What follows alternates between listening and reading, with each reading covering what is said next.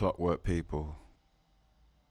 They wander through the city of spires, the perfect skyline of intellect and order, stone towers pointing to heaven, built on centuries of quiet ambition. Every archway feels rehearsed, every corridor smells of privilege. Knowledge lives here, but not truth. They call it education, but it's really refinement, a ritual of polishing the mind until it reflects the system's image perfectly. They don't teach freedom, they teach fluency in a language of power, polite obedience disguised as success. In lecture halls, they don't teach you how to think, they teach you where to stop. This is where rebellion is rewritten as theory, where imagination gets its edges sanded down until it fits the exam paper. They train you to question everything, except the structure holding the classroom together. And the smarter you become, the harder it is to see the cage, because they've taught you to decorate it. The city looks beautiful because it's meant to. Beauty keeps people quiet, and so does debt. They sell dreams here, tuition, tradition, prestige, and people buy them with borrowed time. You pay to be chosen, you pay to be seen, and when it's done, you wear your success like armor, even when it's hollow underneath. For the ones who can't afford the ticket, the system offers silence, other schools, other towns, other futures already written. Outside the lecture halls, the city hums with inequality. Cafes full of whispered ambition, streets lined with invisible workers. Two worlds sharing one pavement, one chasing dreams, the other cleaning up after them. Every latte poured, every room rented, feeds the machine that rewards intellect but worships money. In the city of spires, knowledge has become currency. Ideas are investments. Creativity is a commodity.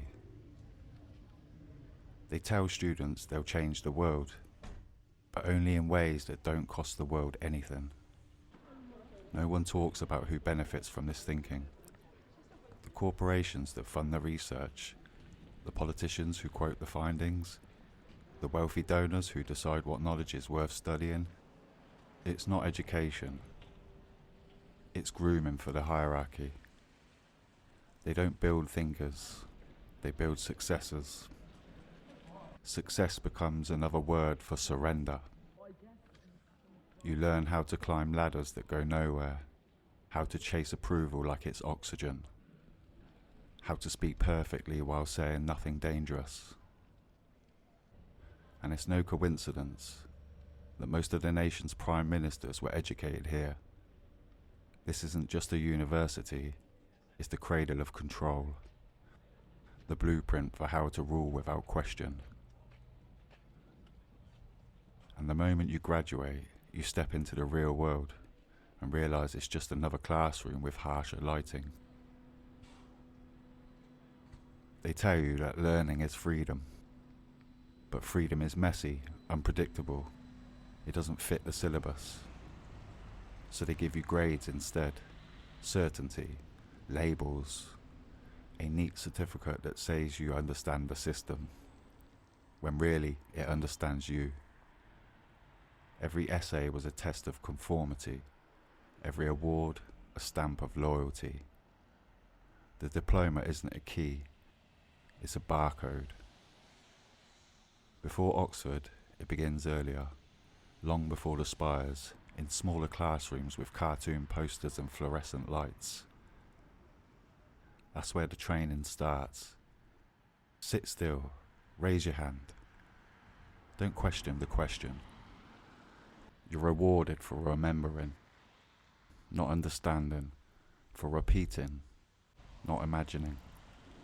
And those who don't fit the rhythm, they're called distractions.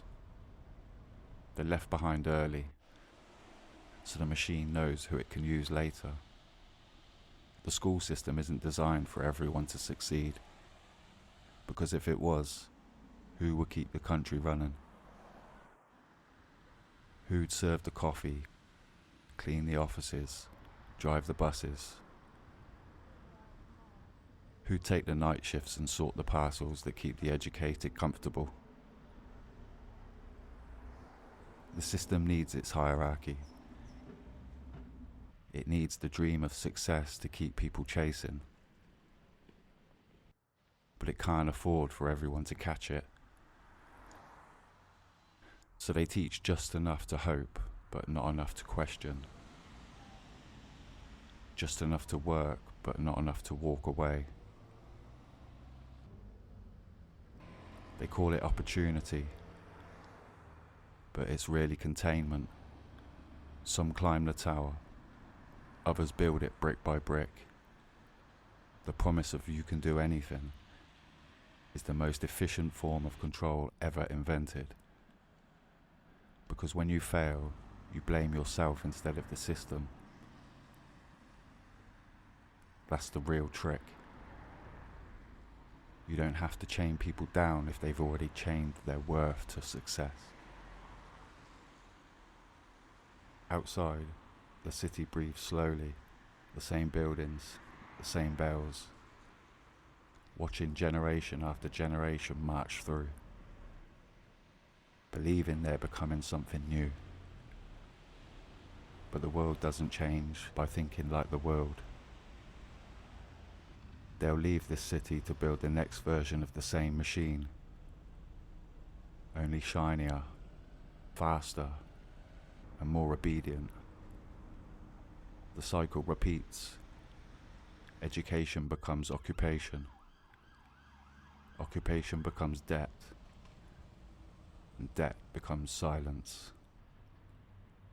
And yet, even here, somewhere in a forgotten library, in a dorm at 3 a.m, a spark flickers. A thought that doesn't fit the essay.